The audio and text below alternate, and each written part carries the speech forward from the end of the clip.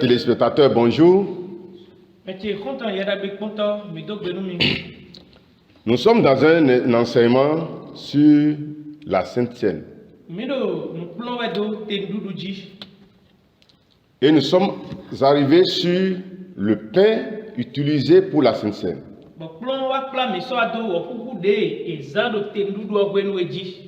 La Sainte Seine, c'est organisé pour notre libération de l'esclavage satanique.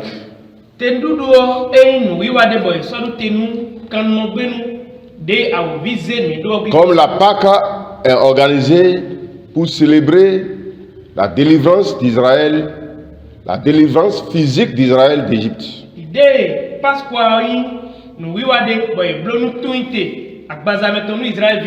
Et comme nous l'avons déjà vu dans notre étude, c'est un pain particulier que le Seigneur Jésus utilisa pour la scène. C'est un pain particulier qu'il a utilisé pour la scène. Le pain représente le corps de Jésus-Christ. Parce que le Seigneur Jésus était irréprochable. Il n'y avait pas un peu de péché sur lui. Le pain doit être également sans levain. Et comme le pain était pétri à l'huile, ainsi le Seigneur Jésus était rempli du Saint-Esprit. Il était saint, absolument. Aussi, le pain employé à la Sainte Seine représente-t-il à nos yeux Jésus-Christ?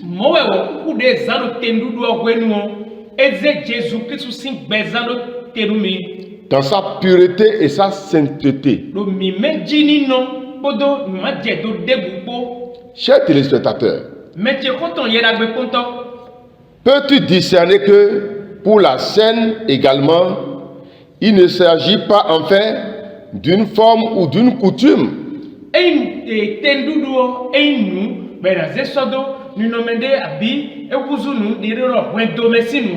mais il s'agit de Jésus-Christ lui-même. Ce n'est pas quelque chose à banaliser.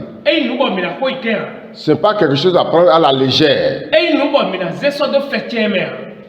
Il est écrit dans Marc 14, le verset 22. Pendant qu'il mangeait la Pâque, Jésus prit un pain. C'est également ainsi que Paul écrit dans la parole aux Corinthiens que nous avons lu précédemment.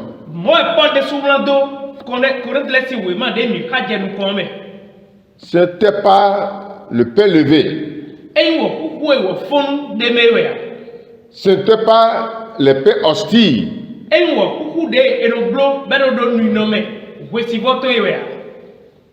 Ce n'était pas de pain qu'on allait prendre seulement au marché. Mais c'était un pain cuit sans levain.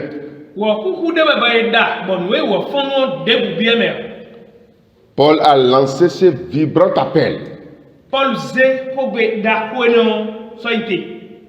qui retentit jusqu'aujourd'hui.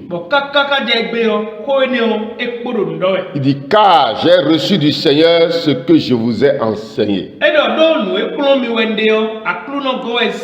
Par rapport à la Sainte Seine, il dit, ce que je vous ai enseigné vient du Seigneur. Donc ce n'est pas quelque chose à prendre à la légère, où chacun peut se lever seulement et faire la Sainte Seine pour appeler ça Sainte Seine. Non, c'est quelque chose de très important qui concerne la vie spirituelle de l'homme. Et Paul a dit, je vous enseigne ce que j'ai reçu du Seigneur. Exactement de la même manière que Jésus-Christ a institué la première scène, Ainsi, l'église primitive l'a-t-elle célébré également selon ses directives. Ils n'ont pas fait la pagaille. Ils n'ont pas pris ça à la légère. Ils ont considéré ça comme quelque chose de très important et de très saint. Le Père représente aussi l'église. De même, il est important pour nous que ce Père représente la seule et véritable église de Dieu.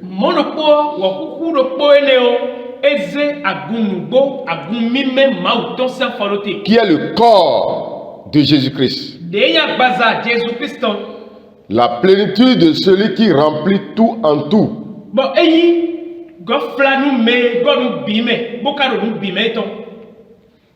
Éphésiens 1, le verset 23 dit. Paul a parlé dans Éphésiens 1, le verset 23. Il voit dans ce verset que dans le pain de la Sainte Seine, nous avons le symbole de l'église qui est une, qui n'est pas deux églises. Amen. Dans la Bible, nous avons vu des églises. Et nous avons vu l'église. Et ici, nous parlons de l'église. Nous ne parlons pas des églises locales. Mais nous parlons de l'église spirituelle du Christ. Je ne connais pas le nom de ton église. Mais ce qu'il va regarder, est-ce que ton église est dans son église? Si ton église est dans l'église du Christ, ça fera les mêmes choses que l'église primitive. Dans 1 Corinthiens 10, le verset 17, la Bible dit, puisqu'il y a un seul pain, nous qui sommes plusieurs, nous formons un seul corps. Car nous participons tous à un même pain. Quelle profondeur de la connaissance nous est communiquée par ce verset. Cependant, seule la véritable église de Dieu comprend ce mystère. Si quelqu'un ne fait pas partie de la véritable église de Dieu, il ne peut jamais comprendre ce mystère. Cette église n'est pas une dénomination chrétienne. Et à Kouinkodia, cette église n'est pas une dénomination. Aucun humain ne peut prétendre en être le fondateur. Quelqu'un peut être le fondateur d'une dénomination. Mais personne n'est le fondateur de l'église du Christ. C'est Jésus lui-même qui en est le fondateur. Elle n'a ni conseil de direction, ni comité, et ne possède aucune université ou séminaire. L'église de Christ n'a pas ça. Ce sont les dénominations qui ont des hommes comme fondateurs, qui ont besoin de ces choses. Elle n'est pas une organisation humaine,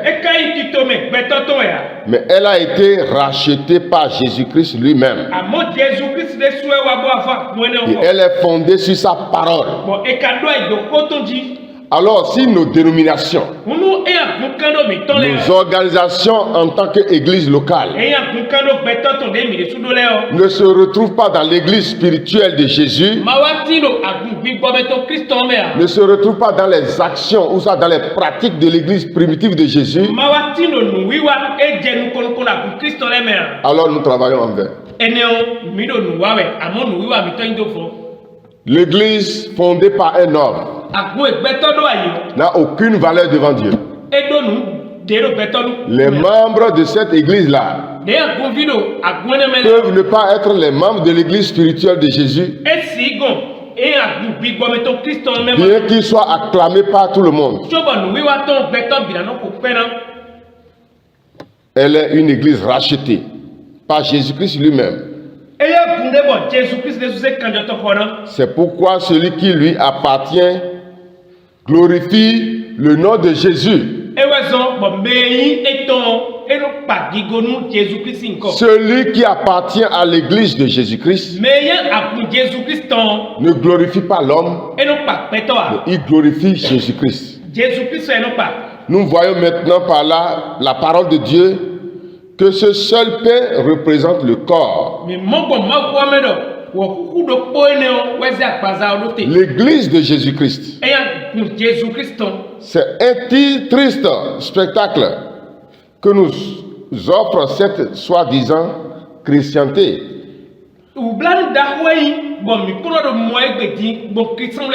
Par tous ces déchirements et sa vaine agitation.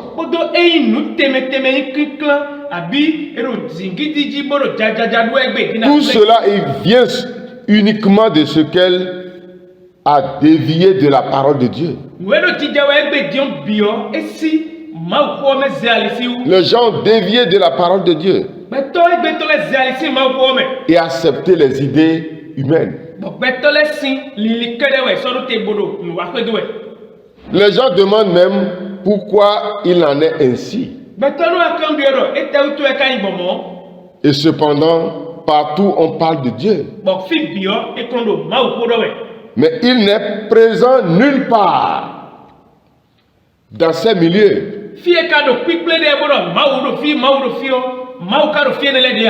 Car tous ceux qui ont tourné le dos à la parole de Dieu se sont effectivement détournés de Dieu. Lorsque ta dénomination s'est détournée de la parole de Dieu, elle s'est alors détournée de Dieu. Néanmoins, dans sa grâce infinie, Dieu a jugé le temps de proclamer encore une fois la vérité de sa parole à travers le monde entier. Il y a toujours des vraies églises qui proclament la vraie parole de Dieu.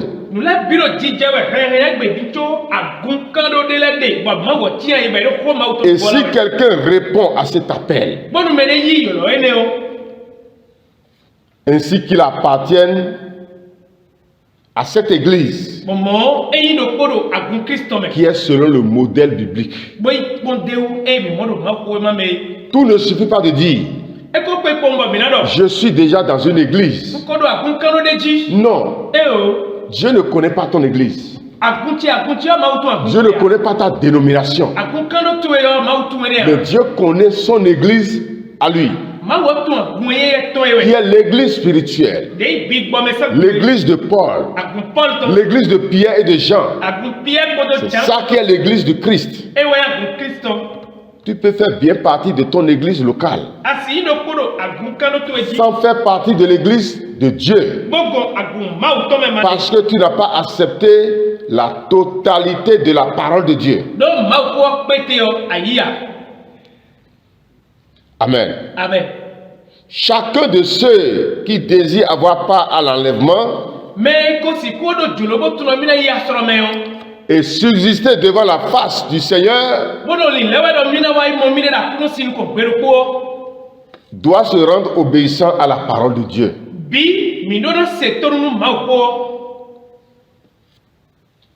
et également ce qui a trait à la Sainte-Seine. Lorsque vous refusez la parole de Dieu quelque part,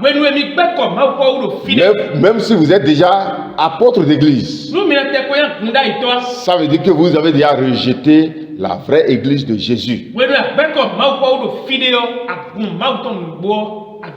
Tout comme Paul enseignait ce qui était juste en son temps, nous devons aussi le faire aujourd'hui. La parole de Dieu est valable à perpétuité. Elle demeure la base de tout enseignement et de toute œuvre dans son église. Et lorsque nous rejetons cette base-là, nous sommes en train de rejeter Dieu. Et nous sommes en train de rejeter l'église de Dieu. Comme ça a été déjà mentionné, Paul voit dans ce pain le grand mystère du corps de Christ.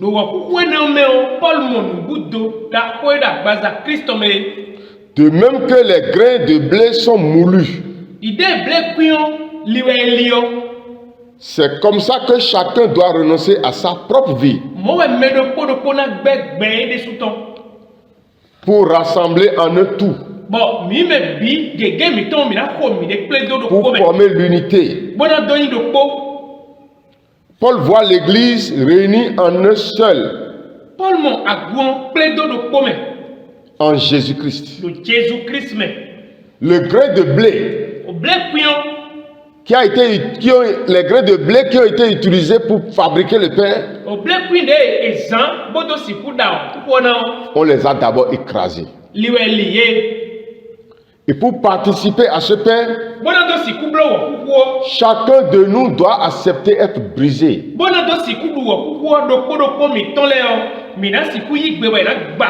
Et nous devons renoncer à nos propres vies et appartenir à Jésus-Christ. Celui qui n'a pas accepté être brisé et qui prend le pain de la Sainte-Seine prend ça indignement.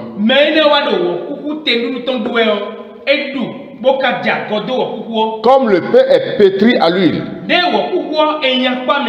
puis travailler pour former une unité. Ainsi l'église est-elle imprégnée du Saint-Esprit pour former une unité. Jésus-Christ est la tête de cette seule église. Ensuite, comme nous voyons le pain être rompu, et qu'à partir de cette unité se crée une diversité. À partir de cette unité se crée une diversité. Nous sommes séparés. Ainsi en est-il de l'Église. Lorsque le Saint-Esprit révèle les divers dons spirituels répartis en plusieurs membres de cette unité.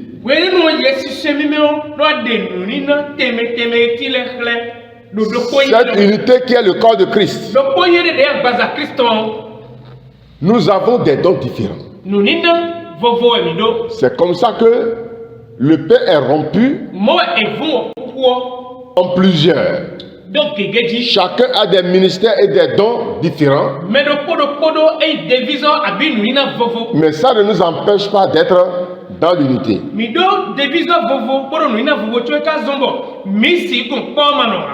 Que le Seigneur nous fasse grâce afin que nous soyons capables de lui préparer un chemin pour que sa puissance et sa gloire puissent être à nouveau renouvelées dans son église.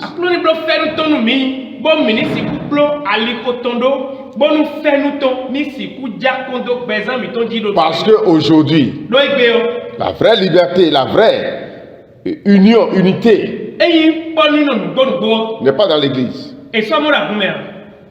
Ce n'est pas par une obéissance véritable, ce n'est que par une obéissance véritable que ce chemin pourra être ouvert au Seigneur. Nous devons laisser le Saint-Esprit diriger son Église. Maintenant le vin. Même ceux qui ne distribuent pas la coupe savent cependant qu'elle est partie intégrante de la scène. Nous savons des églises qui partagent seulement le pain et le vin, les fidèles ne prennent pas ça. Mais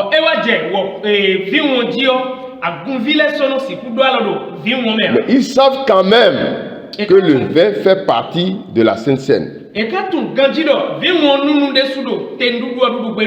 Paul écrit dans son épître au sujet de la coupe comment il a reçu du Seigneur les directives la concernant. Il a dit dans 1 Corinthiens 11, le verset 25. De même, après avoir soupé, il prit la coupe et dit: cette coupe est la nouvelle alliance en mon sang. Faites ceci en mémoire de moi toutes les fois que vous en boirez. Car toutes les fois que vous mangez ce pain et que vous buvez cette coupe, vous annoncez la mort du Seigneur jusqu'à ce qu'il vienne. C'est ainsi que la scène était célébrée à l'origine. Nous ne trouvons jamais écrit dans l'écriture une telle expression: je bois pour vous. Non. Chacun a bu le vin pour le sang de Jésus. Ce n'est pas le prêtre ou le pasteur qui a bu pour les membres.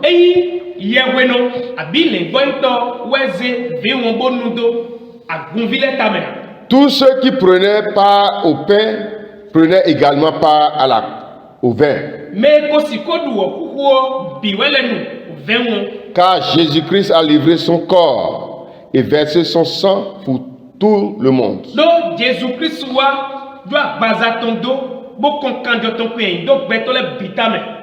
C'est ainsi que le Seigneur Jésus l'a voulu, en instituant lui-même la Sainte Seine. Et c'est ainsi qu'elle était célébrée dans l'église primitive. Dans Marc 14, le verset 23. Il prit ensuite une coupe et après avoir rendu grâce, il la leur donna et ils en but tous. Et il leur dit: ceci est mon sang, le sang de l'alliance qui est répandu pour plusieurs.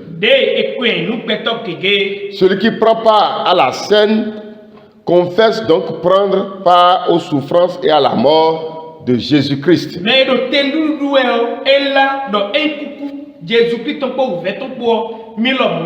Car c'est un repas de mémorial, nous rappelant Jésus-Christ dans sa souffrance, dans sa mort. Il a versé son sang à la croix pour le pardon de nos péchés. Remarquons bien qu'il n'est écrit nulle part que par le moyen de la scène, le pardon des péchés nous soit accordé. Ce n'est pas par la Sainte Seine que le pardon des péchés nous est accordé. La scène est un mémorial qui rappelle toujours à nouveau à l'Église que Jésus a versé son sang pour le pardon de ses péchés.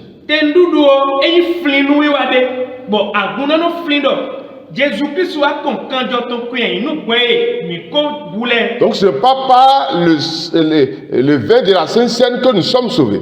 Mais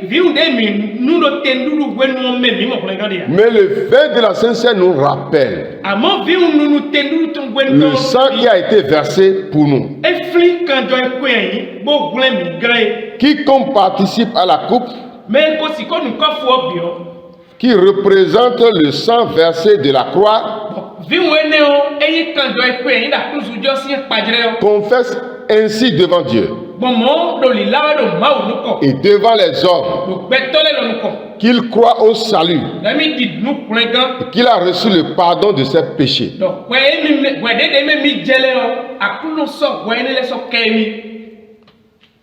Avant chaque repas de la Seine,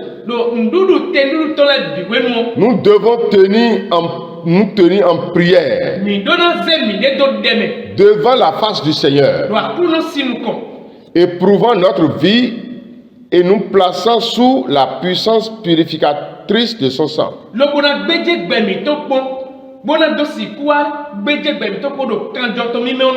Afin que nous soyons trouvés dignes de participer à ce repas.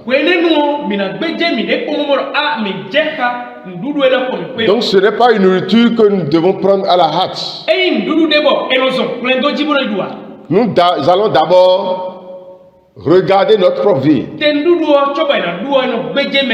Et s'il y a des défauts quelque part, nous devons aller devant Dieu et les confesser. Et demander le pardon de tout cela avant d'aller vers la Sainte Seine. Ce n'est pas sans raison qu'il est écrit dans 1 Corinthiens 11, le verset 28. Que chacun donc s'éprouve soi-même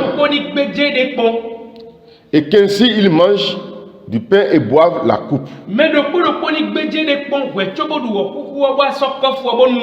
C'est cela qui est précisément très important. Aujourd'hui, les gens vont seulement pour manger et boire. Alors que la Bible dit qu'on doit s'éprouver d'abord. Car celui qui prend part indéniablement à la Sainte Seine n'échappera pas à la colère de Dieu.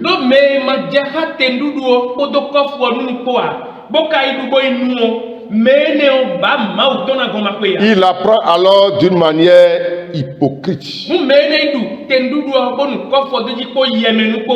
Et pour se donner une bonne apparence devant les hommes.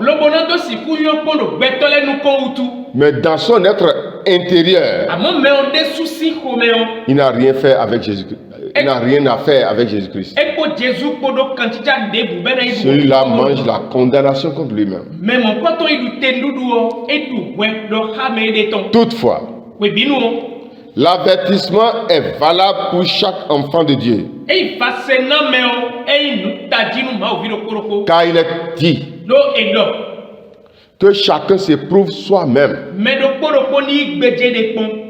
Il est donc important de prendre du temps pour s'éprouver avant la Sainte Seine.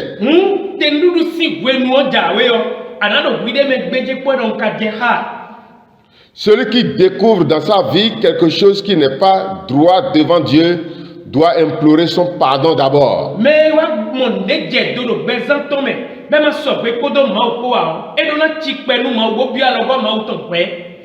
Et là où c'est nécessaire, il doit se réconcilier avec les hommes.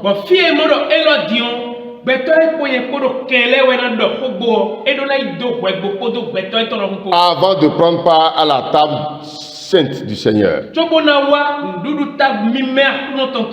Tu dois regarder dans ta vie ce qui te sépare du Saint-Esprit et mettre tout en ordre d'abord avant de t'approcher de la table du Seigneur. 1 Corinthiens 11, 27. C'est pourquoi Celui qui mangera le pain ou boira la coupe du Seigneur indignement sera coupable envers le corps et le sang du Seigneur. Il sent bien que de nos jours, tous ces avertissements ne soient que rarement pris au sérieux.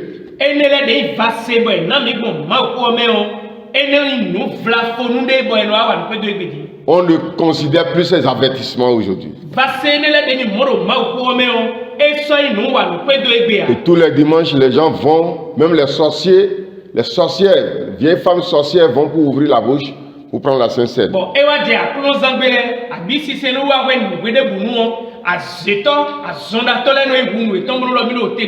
La Sainte Seine a revêtu l'apparence d'une fête aujourd'hui. La vie pratique d'aujourd'hui nous donne plutôt le tableau d'hommes méprisant le sang de Jésus.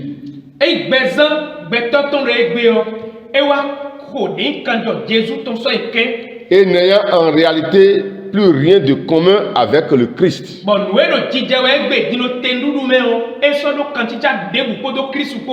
Ils sont menteurs, voleurs, s'injurient et s'accusent les uns les autres,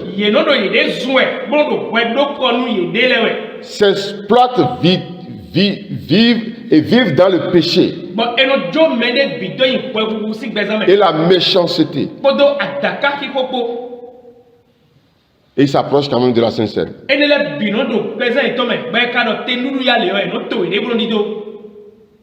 Cependant, pour garder les bonnes coutumes et le bon ton, ils prennent tout de même part à la Sainte Seine.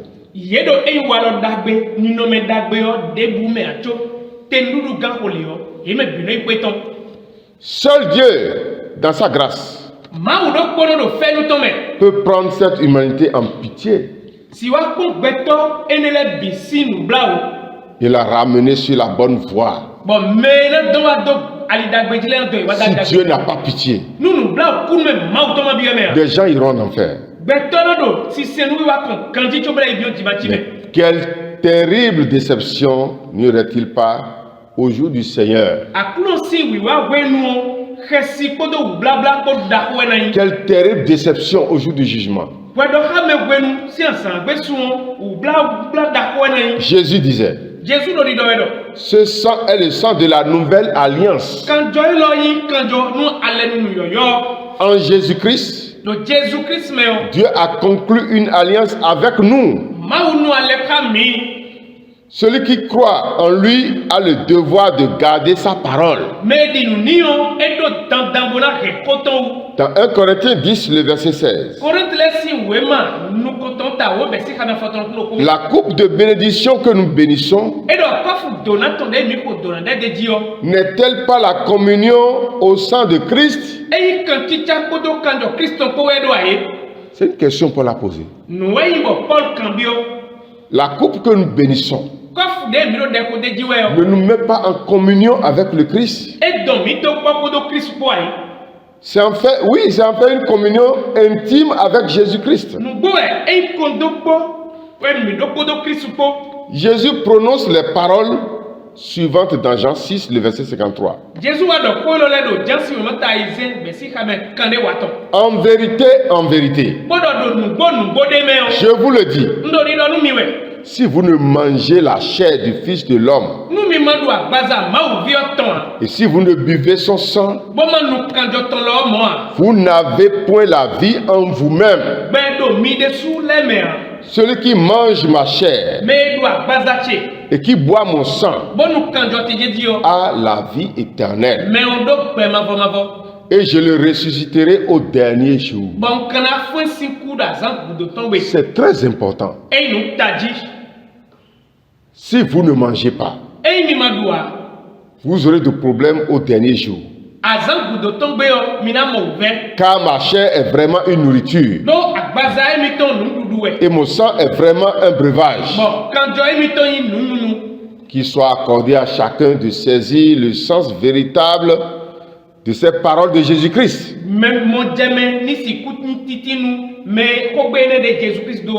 Dans la scène, nous avons la représentation du salut que Jésus a acquis par le sacrifice de son sang.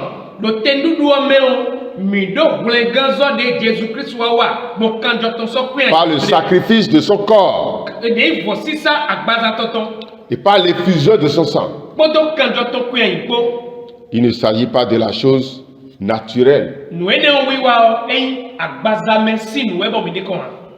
mais des choses surnaturelles, spirituelles. Il s'agit des préceptes divins qui sont destinés à la véritable église de Jésus-Christ. C'est pourquoi, pour celui qui n'appartient pas à l'église réellement biblique,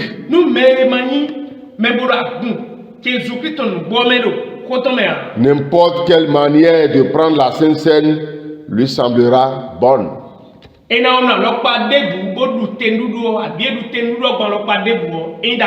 Parce que lui ne fait pas partie de l'église. Mais au contraire, celui qui appartient au corps de Christ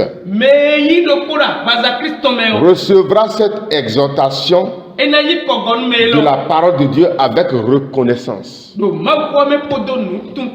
Celui qui fait partie de l'église de Dieu, quand il reçoit cet enseignement, il doit dire merci Seigneur. Et il agira de façon conséquente. Quand il écoute la vérité, il doit chercher à la pratiquer. Ceci, en vérité, est un grand mystère. C'est le mystère du Sauveur Jésus-Christ et de son Église rachetée. Que nous sommes en train de t'écrire dans cette étude biblique. Ceci n'est pas une prédication mais un enseignement. Parce que cette scène que nous célébrons sur la terre sera aussi célébrée dans le ciel. Et qu'on appelle la grande scène. Lorsque nous serons enlevés dans les airs et nous irons nous asseoir dans la salle de noces, Jésus fera d'abord la scène avec son église, avec son épouse, avant que la fête ne commence. Jésus-Christ donne la promesse de cette scène-là qui aura lieu dans le ciel. Matthieu 26, le verset 29. Mais je vous dis que désormais, je ne boirai plus de ce fruit de la vigne jusqu'à ce jour où je le boirai de nouveau avec vous dans le royaume de mon Père. Donc le fruit de la vigne sera encore bu dans le ciel. Donc ça, ce qu'il a présenté aux disciples, ce n'était pas son sang littéral.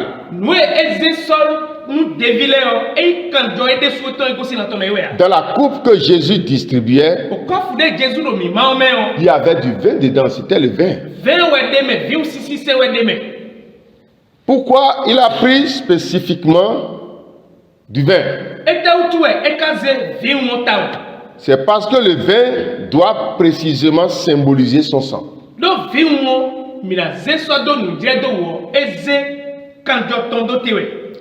C'est pourquoi lui il a dit, je suis le vrai cep. Le pied de la vigne. Et vous êtes les sarments. Jean 15, le verset 1er. Cette parole contient aussi tout un enseignement. Mais nous ne voulons pas nous y attarder. Nous ne voulons pas parler sur ces enseignements. Pourtant, de même que le cep et ses serments forment un arbre, une unité. Le cep avec ses serments. Ainsi, l'Église est-elle une unité avec Jésus-Christ? Nous souhaitons que cela soit révélé à chacun par le Saint-Esprit. Jésus devait passer par les différentes étapes de la souffrance afin qu'il ne répande son sang. De même, le fruit de la vigne doit-il passer par la fermentation? On ne doit pas prendre le vin sans fermentation pour faire la Sainte Seine. Jésus n'a pas pris le jus de vin pour faire la Sainte Seine. Les apôtres n'ont jamais pris les jus de vin pour la Sainte Seine. Mais ils ont utilisé le vin fermenté.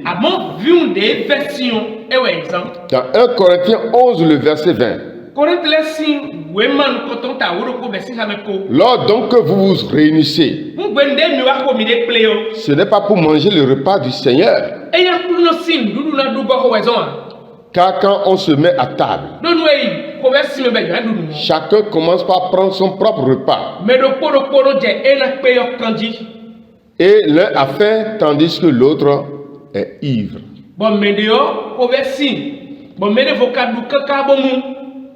Ça veut dire quoi?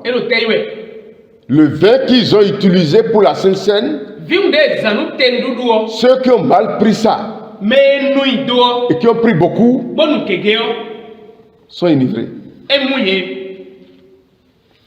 Avant d'être présenté comme le sang de Jésus-Christ, il est écrit que le sang de l'agneau de Dieu est saint.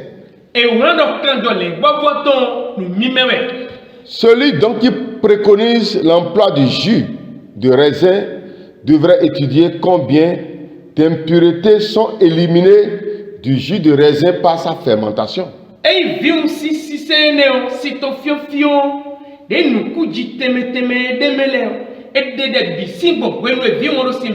Lorsque la fermentation arrive, tous les microbes sont morts. Il n'y a plus d'impureté. Parce que la fermentation détruit tout cela. Tout comme le pain pour la Sainte Seine doit être cuit sans levain,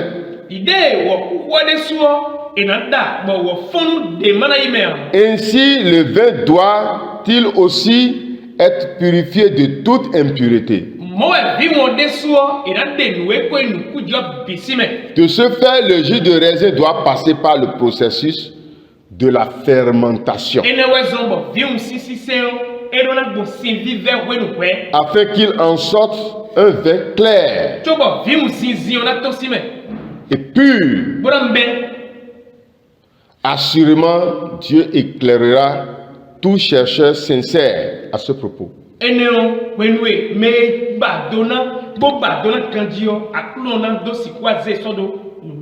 n'est pas le jus de raisin.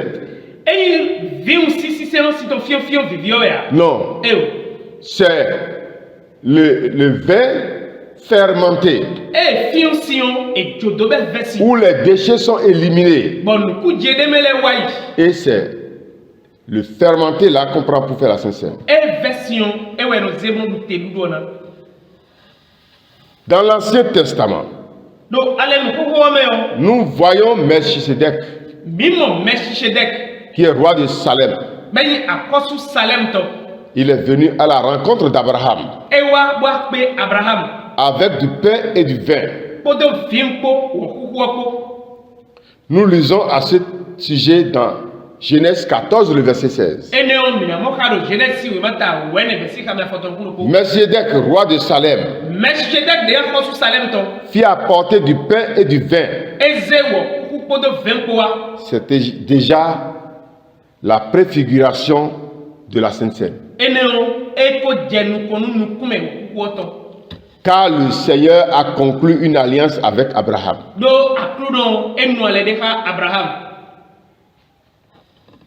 Nous ne voulons toutefois pas considérer de plus près ces événements. Nous savons tous que le jus de raisin ne peut être conservé.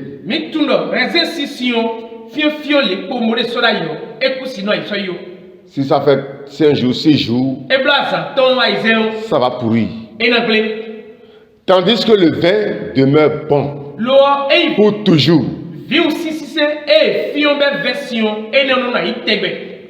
Ainsi en est-il avec le sang de Jésus-Christ, qui demeure à toujours le même et qui purifie et sanctifie chaque être humain jusqu'au plus profond de lui-même.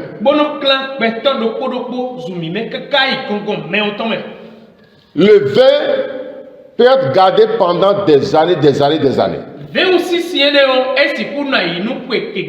Mais le jus ne peut pas faire 1 an.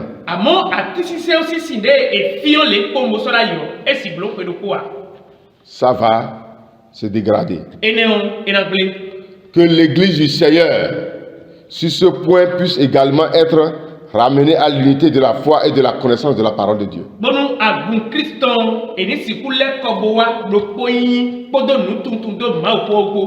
Amen. Amen.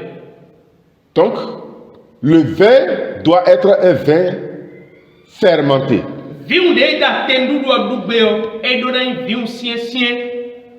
Pour représenter valablement le sang de Jésus-Christ. Chers téléspectateurs, nous serons obligés de nous arrêter encore là. Parce qu'il y a d'autres points importants sur lesquels nous allons travailler encore la prochaine fois.